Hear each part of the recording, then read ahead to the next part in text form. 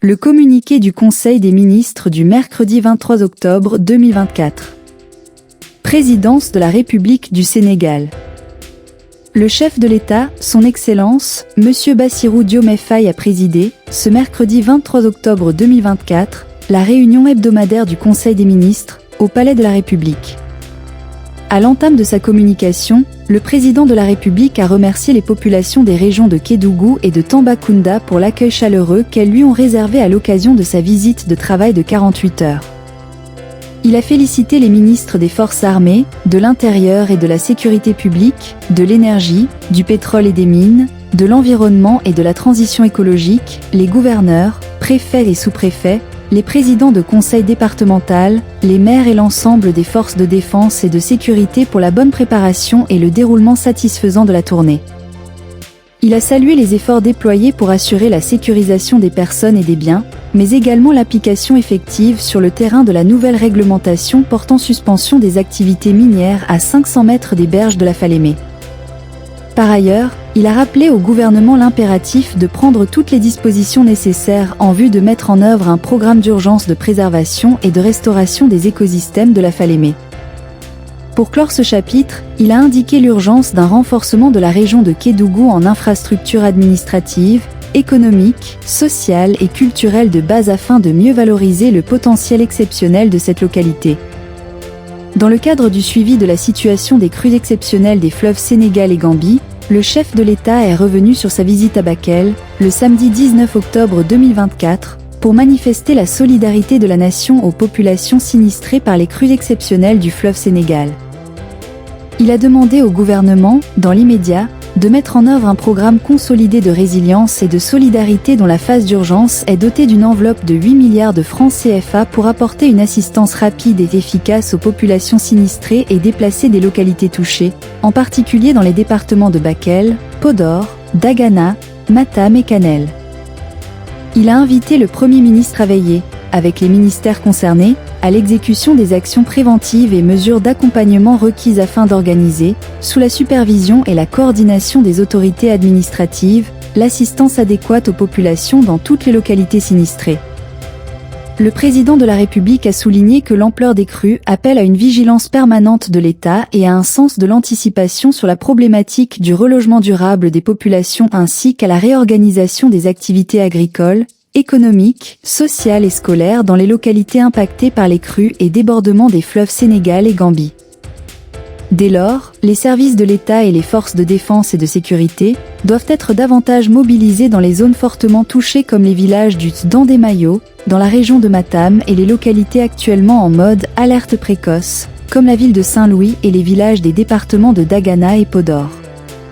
Évoquant la campagne électorale pour les élections législatives du 17 novembre 2024 qui s'ouvre le samedi 26 octobre à minuit, le président de la République a lancé un appel à tous les citoyens et aux acteurs politiques en vue d'un bon déroulement de la campagne électorale dans la paix, le sens des responsabilités et de l'intérêt supérieur de la nation conformément aux lois et règlements.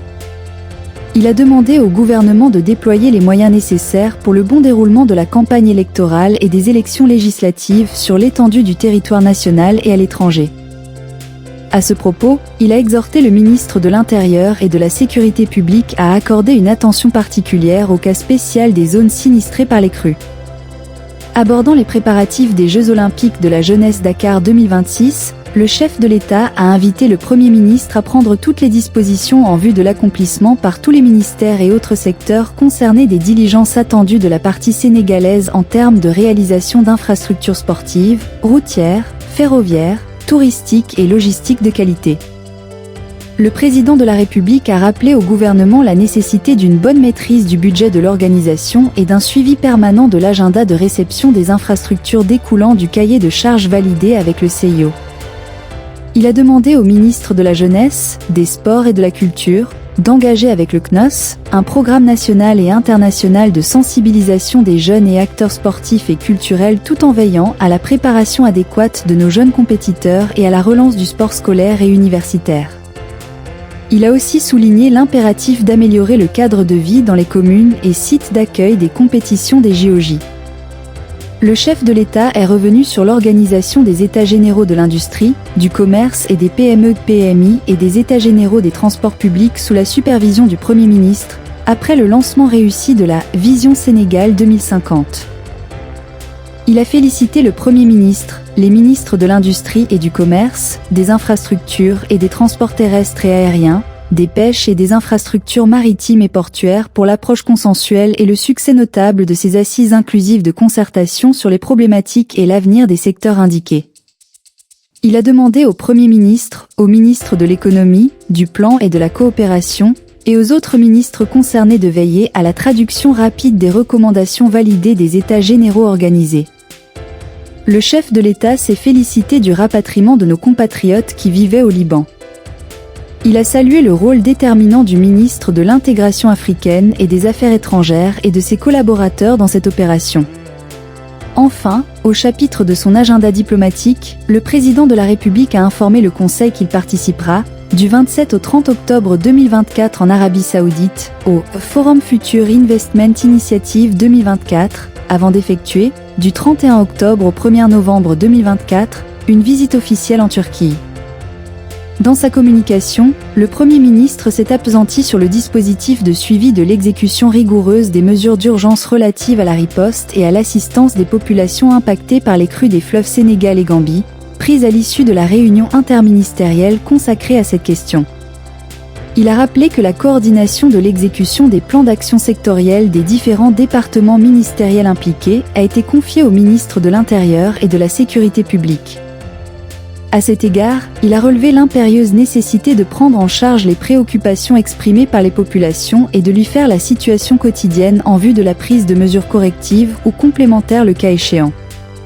Le Premier ministre a ensuite porté à la connaissance du Conseil l'état d'avancement satisfaisant des travaux du comité de commémoration du 80e anniversaire du massacre des tirailleurs sénégalais à Tiaroua, le 1er décembre 1944, présidé par le professeur Mamadou Diouf.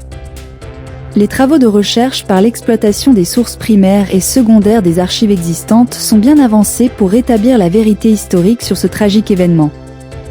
Ils seront complétés par une prochaine mission en France pour approfondir la collecte documentaire. Concernant le programme de commémoration, une démarche inclusive a été adoptée avec l'implication active des collectivités et des acteurs culturels nationaux ainsi que des autres pays africains d'origine des tirailleurs.